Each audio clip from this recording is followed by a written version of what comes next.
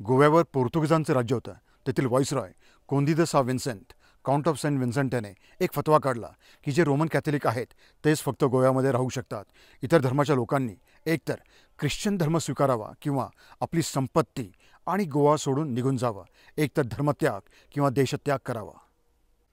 त्यावेळेस छत्रपती शिवाजी महाराज हे डिचोलीमध्ये होते.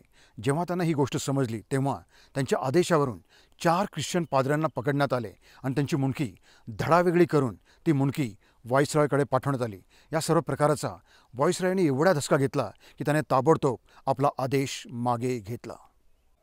इंग्लिश रेकॉर्ड्स ऑन शिवाजी या पुस्तकातील पान क्रमांक 119 वरील पत्र क्रमांक 138 पाहावे.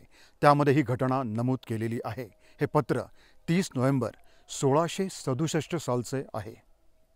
हिंदूंचं जर तुम्ही जबरदस्तीने धर्मांतरण कराल तर तुमची मुंडकी ही धडावेगळी करण्यात येतील, हा संदेश छत्रपती शिवाजी महाराजांनी दिलेला आहे.